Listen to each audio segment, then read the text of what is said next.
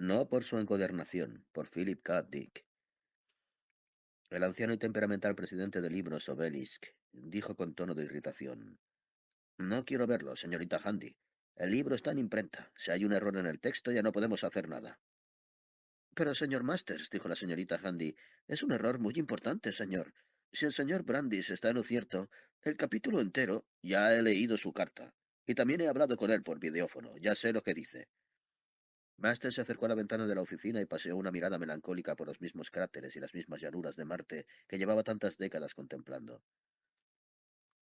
5000 copias impresas y cosidas, pensó, y la mitad de ellas en piel de wub marciano estampada con letras doradas. El material más elegante y más caro que se puede encontrar. Ya estábamos perdiendo dinero con esta edición, y ahora esto. Sobre su mesa descansa una copia del libro El de Rerum Natura, de Lucrecio, en la extensa traducción de John Dryden. Enfurecido, Barney Masters pasó las páginas blancas. ¿Quién iba a pensar que alguien en Marte conociera con tanto detalle un texto tan antiguo? Pero el hombre que esperaba en la antesala de la oficina era solo uno de los 8 que había escrito o llamado a Libros Obelix para hablar del párrafo en disputa. ¿Y en disputa? No había ninguna disputa. Los 8 eruditos tenían razón. Se trataba simplemente de conseguir que se marcharan en silencio, de olvidar que habían leído alguna vez la edición Obelisk y reparado en el pasaje equivocado en cuestión. Masters pulsó el botón del intercomunicador de su mesa y le dijo a la recepcionista, Muy bien, que pase. De otro modo, nunca se iría de allí. Los eruditos solían ser así. Parecían tener una paciencia infinita. Se abrió la puerta y entró un hombre alto, de pelo cano, con unas anticuadas gafas de estilo terrícola y un maletín en la mano. Muchas gracias, señor Masters, dijo. Permita que le explique, señor mío, por qué mi organización considera esto de tal importancia. Se sentó junto a la mesa y abrió su maletín. A fin de cuentas, no podemos olvidar que somos una colonia. Todos nuestros valores, nuestras costumbres, los elementos materiales de nuestra vida cotidiana y nuestras maneras de comportarnos provienen de la Tierra. CDRGF considera que su edición de la obra... ¿CDRGF? Lo interrumpió Masters. Nunca había oído hablar de ellos, pero aún así se encogió por dentro. Obviamente se trataba de uno de más de los numerosos grupos de chalados e inadaptados que estudiaban todo cuanto se imprimía, tanto localmente como en la Tierra, para su distribución en el mercado marciano. Centinelas de la distorsión y de reliquias generalmente falsificadas, le explicó Brandis. Tengo aquí conmigo una edición terrícola auténtica y correcta de Terrerum Natura, la traducción de Dryden, la misma que han empleado para la edición local. Su énfasis en la palabra local hizo que pareciera desagradable y de segunda clase, como si, pensó Masters, Libros Obelix estuviera haciendo algo impropio al editar aquella obra. Consideremos las interpolaciones erróneas. Quisiera que empezara por estudiar mi copia. Deposité sobre la mesa de Masters un viejo y maltrecho libro impreso en la tierra, en la que aparece en su forma correcta. Y luego, señor mío, pasaremos a revisar el mismo pasaje en su edición. Junto al viejo libro azul colocó una de las copias del grande y bello volumen forrados en piel de Whoop que había editado Libros Obelisk.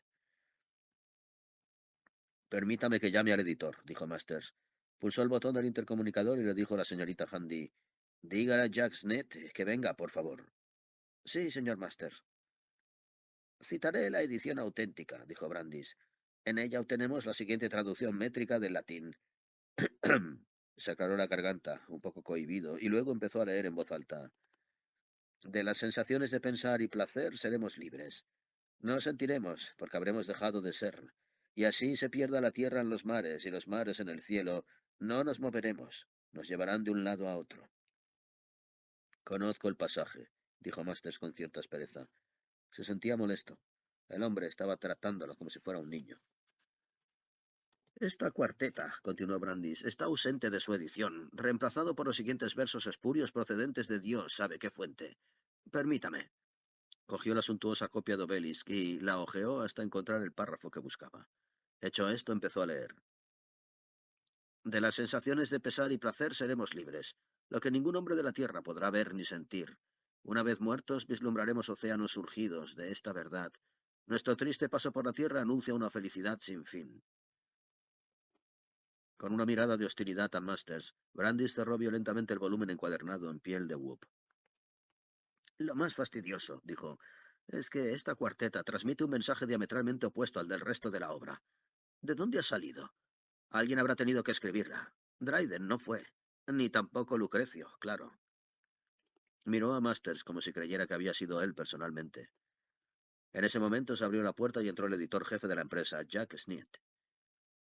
Tiene razón, dijo con resignación, y es solo una de las aproximadamente 30 alteraciones que ha sufrido el texto. Lo revisé de cabo a rabo cuando empezamos a recibir las cartas y ahora he empezado a hacer lo mismo en otras obras de catálogo de otoño, añadió con un gemido, y he encontrado alteraciones en varias de ellas. Usted fue el último que leyó la copia antes de enviar a los tipógrafos, dijo Masters. ¿Estaban los errores allí entonces? Desde luego que no, respondió Sned. Y además siempre leo las galeradas personalmente, y los cambios tampoco estaban en ellas. Las alteraciones no aparecieron hasta que no se imprimieron las copias finales. O para ser más precisos, las copias encuadernadas en piel de Whoop con letras doradas. Las copias normales en cartoné están perfectamente. Masters palpadeó. Pero si la edición es la misma. Las enviamos juntas a la imprenta. Es más, la edición de lujo no estaba prevista originalmente. Solo en el último instante, la oficina de negocios nos sugirió la posibilidad de que la mitad de la tirada se encuadernara en piel de Whoop.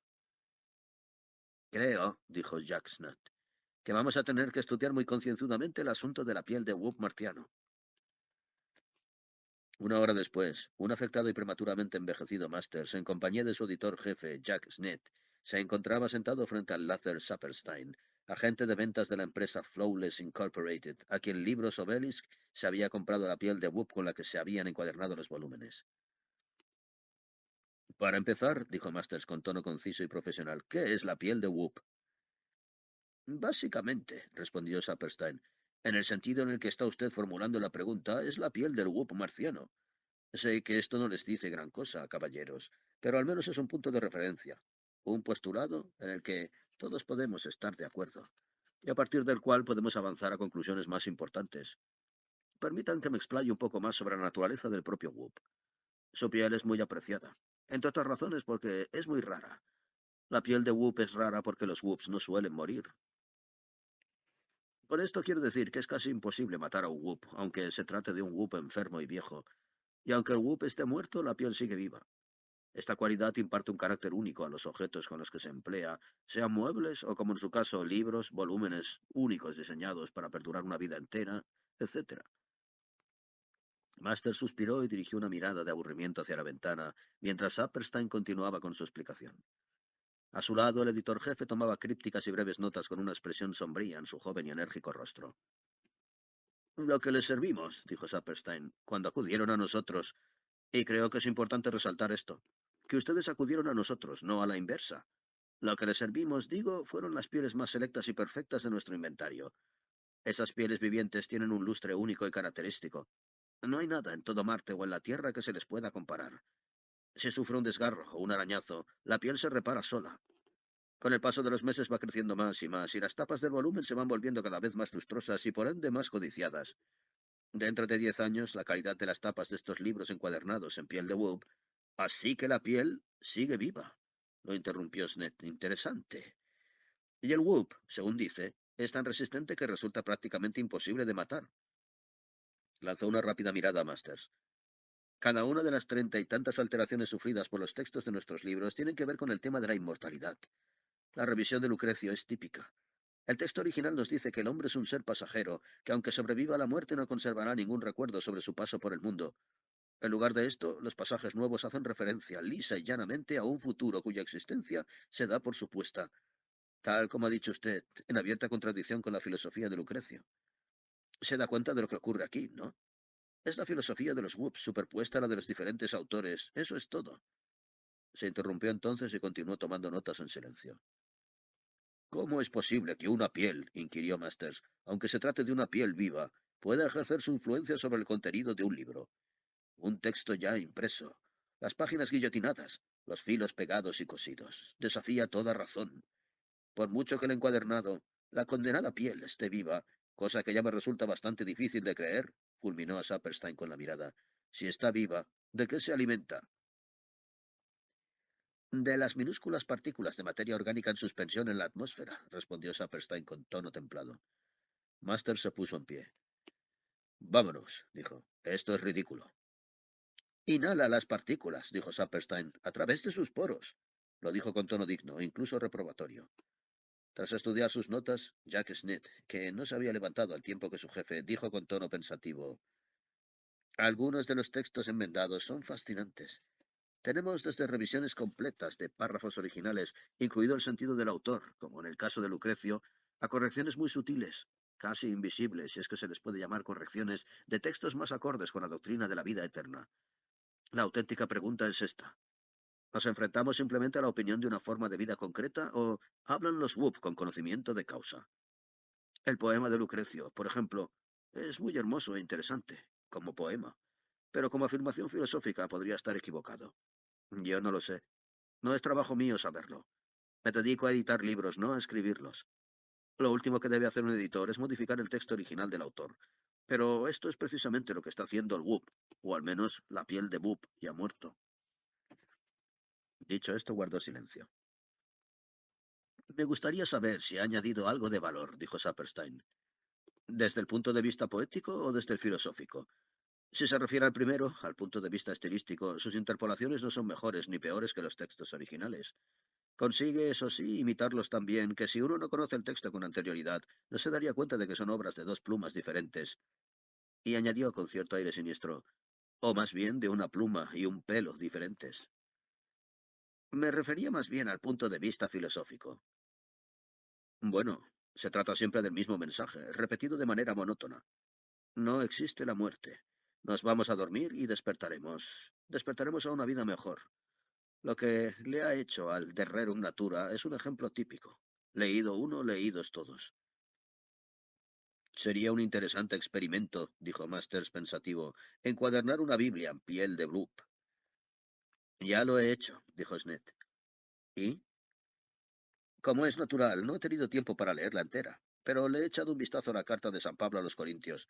Solo ha hecho un cambio. El párrafo que comienza, contemplad, voy a contaros un misterio. Está todo en mayúsculas. Y los versículos muerte, ¿dónde está tu aguijón? Sepulcro, ¿dónde está tu victoria? Se repiten 10 veces seguidas. Es evidente que el WUP está de acuerdo con ello. Y es su propia filosofía, o teología, más bien. A continuación, sopesando cada una de sus palabras, añadió: Básicamente se trata de una disputa teológica, entre el público lector y el pellejo de un animal marciano que parece un híbrido entre un gorrino y una vaca. Es curioso. Y volvió a enfrascarse en sus notas. Tras una solemne pausa, Masters añadió: ¿Cree usted que el WUP posee información o no? Como ya he dicho, podría ser que esta no fuera solo la opinión de un animal que tiene especial éxito sorteando a la muerte. Podría ser la verdad. Yo lo que creo, dijo Smith, es esto. El WUP no ha conseguido solo sortear a la muerte. Ha hecho lo que predica.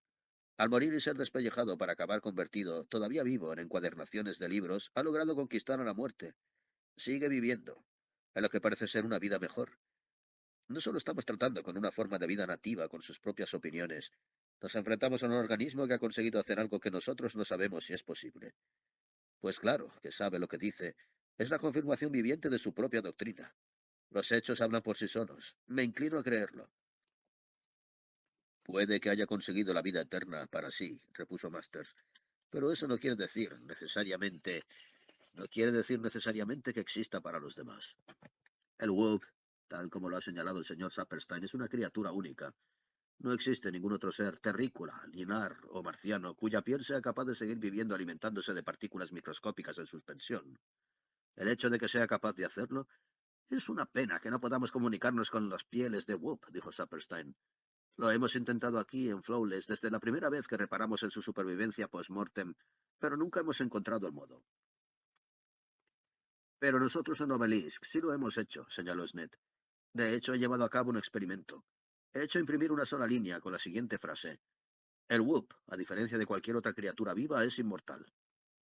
Lo encuaderné en piel de Whoop y volví a leerlo. Había cambiado. Vea. Le pasó a Masters un bello y fino librillo. Lea cómo ha quedado. Masters leyó en voz alta. El Whoop, como cualquier otra criatura viva, es inmortal. Y tras devolverle la copia, Snett añadió: Desde el punto de vista del significado, esto es una bomba. Estamos recibiendo información desde más allá de la tumba, por decirlo así. O sea, técnicamente, la piel de Whoop está muerta, dado que el Whoop al que pertenecía lo está. Esto se parece una barbaridad a una verificación irrefutable de la supervivencia de la vida inteligente después de la muerte. Claro que también hay un pequeño detalle, dijo Sapperstein entre titubeos. Detesto sacar esto a colación y no sé si tiene demasiada importancia, pero el WUP marciano, a pesar de sus asombrosas, incluso diría que milagrosas capacidades de supervivencia, es desde un punto de vista mental una criatura estúpida. Por poner un ejemplo, el cerebro de una zarigüeya terrícola es 3 veces más pequeño que el de un gato.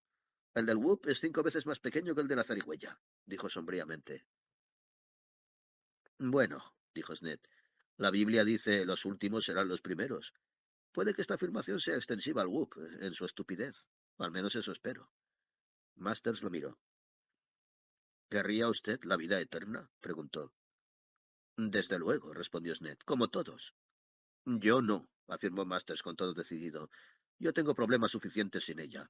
Lo último que querría es seguir viviendo como encuadernación de libro, o en cualquier otra forma. Pero en su interior había empezado silenciosamente a pensar de manera diferente. Muy diferente. Parece algo que podría gustarle a un Whoop, convino Sapperstein. Convertirse en la encuadernación de un libro. Estar allí tendido año tras año, inhalando partículas minúsculas de la atmósfera, y seguramente meditando, o lo que sea que hagan los Whoops después de morir. Piensan sobre teología, dijo Sned. Predican. Se volvió hacia su jefe y añadió, supongo que no encuadraremos más libros en piel de Whoop. No con fines comerciales, asintió Master. Para venderlos. Pero no podía sacudirse de encima la idea de que aquello podía tener alguna utilidad práctica. Me pregunto si podría conferir la misma capacidad de supervivencia a cualquier cosa que hiciéramos con ella, como cortinas o tapicerías. Podría acabar con los accidentes mortales en los intercambiadores, o podríamos usarlo como forros para los cascos de los soldados y de los jugadores de béisbol. Las posibilidades se le antojaban infinitas, pero aún nebulosas. Tendría que meditarlo durante mucho, mucho tiempo. En cualquier caso, dijo Sapperstein, mi empresa se niega a devolverles el dinero. Las características de la piel de Whoop son del dominio público desde que a comienzos de año editamos un folleto publicitario. En él se afirmaba categóricamente, de acuerdo, asumiremos las pérdidas, dijo Masters con un ademán irritado. Dejémoslo. Se volvió hacia Sned y añadió, y dice, en los 30 y tantos pasajes que ha intercalado, si la vida después de la muerte es grata. Desde luego, nuestro triste paso por la tierra anuncia una felicidad sin fin. Esto lo resume. Es una de las líneas añadidas al De Rerum Natura. Está todo ahí. Felicidad sin fin, dijo Masters mientras asentía. Claro que no estamos en la Tierra. Estamos en Marte. Pero supongo que es lo mismo. Se refiere a la vida, se viva donde se viva. De nuevo, con más gravedad aún, volvió a meditar. Se me ocurre que una cosa es hablar de forma abstracta sobre la vida después de la muerte. La gente lleva 50.000 años haciéndolo. Lucrecio lo hizo hace 2000. Pero lo que más me interesa no es el tema en general desde el punto de vista filosófico, sino el hecho concreto de la piel de Whoop, su inmortalidad. Y le dijo a Sned, ¿qué otros libros han cuadernado con ella? La edad de la razón, de Paine, dijo Sned tras consultar su lista. ¿Y con qué resultado? 267 páginas en blanco, salvo la página central que contiene la palabra va. Continúe. La británica. En esta no ha cambiado nada, pero se han añadido artículos enteros sobre el alma, la transmigración, el infierno, la condenación, el pecado y la inmortalidad. Los 24 volúmenes han cobrado un sesgo religioso. Levantó la mirada. ¿Quiere que siga? Claro, dijo Masters, meditando y escuchando simultáneamente. La Suma Teológica de Santo Tomás de Aquino. El texto ha quedado intacto, pero ha intercalado periódicamente la siguiente línea de la Biblia. La letra mataba, pero el espíritu daba la vida. Una y otra vez. El Horizontes Perdidos de James Hilton. Aquí, Shangri-La se convierte en una visión de la vida después de la muerte que, muy bien, dijo Masters, nos hacemos una idea. La cuestión es, ¿qué podemos hacer con esto? Obviamente encuadernar libros no. Al menos libros con los que la piel de Whoop esté en desacuerdo. Pero estaba empezando a ocurrirse otra posibilidad de índole mucho más personal y mucho más importante que cualquier cosa que la piel de Whoop pudiera hacer con los libros o por los libros, o de hecho por cualquier objeto inanimado. En cuanto llegara a un teléfono, Especialmente interesante, estaba diciendo Snet en ese momento, es su reacción a un volumen de escritos sobre el psicoanálisis, realizado por algunos de los psiquiatras freudianos más importantes de nuestro tiempo. Ha dejado todos los artículos intactos, pero al final de cada uno de ellos ha añadido la misma frase. Se rió entre dientes. Médico, cúrate a ti mismo. Parece que encima tiene sentido del humor. Sí, dijo Master sin dejar de pensar en el teléfono y en la vital llamada que tenía que hacer. De regreso a la oficina de libros Obelisk, Master realizó un experimento preliminar para comprobar si su idea podía funcionar. Envolvió cuidadosamente en piel de Whoop una taza y un platillo de porcelana Royal Albert de su propia colección. Entonces, tras un instante de inmensa duda y emoción, colocó el paquete en el suelo de su oficina y con las escasas fuerzas que aún le quedaban lo pisó. La taza no se rompió, o al menos no pareció romperse. Abrió el fardo y la examinó. Tenía razón. Envuelta en la piel de Whoop, la taza no podía ser destruida. Satisfecho, se sentó ante su mesa y lo pensó una última vez. El envoltorio de piel de Whoop había convertido un objeto temporal y frágil en algo indestructible. Así que la doctrina de supervivencia externa del Whoop tenía una aplicación práctica, tal como había pensado. Levantó el teléfono y marcó el número de su abogado. Lo llamo por mi testamento, dijo cuando lo tuvo al otro lado de la línea. Y ya sabe, el último que redacté hace pocos meses. Quiero incluir una cláusula adicional. Sí, señor Masters, dijo rápidamente el letrado. Dígame. Una cuestión menor, dijo Masters con un susurro. Tiene que ver con mi ataúd. Quiero que sea obligatorio para mis herederos. El ataúd tiene que estar forrado de piel de Whoop por todos los lados. The Flawless Incorporated. Quiero presentarme ante el hacedor vestido de piel de Whoop, por decirlo así, para dar buena impresión. Se rió despreocupadamente, pero su tono era de mortal seriedad, y el abogado lo percibió. Si es lo que quiere, dijo. Y le sugiero que haga usted lo mismo, dijo Masters. ¿Por qué? Consulte la biblioteca de referencia médica para uso doméstico que vamos a publicar el mes que viene. Pero asegúrese de que es la versión encuadernada en piel de Whoop. Tendrá algunas diferencias con la otra. Entonces volvió a pensar en el ataúd forrado de Whoop, enterrado a gran profundidad, consigo dentro, mientras la piel iba creciendo y creciendo. Sería interesante comprobar qué versión de sí mismo producía el forro de piel de Whoop, sobre todo al cabo de varios siglos.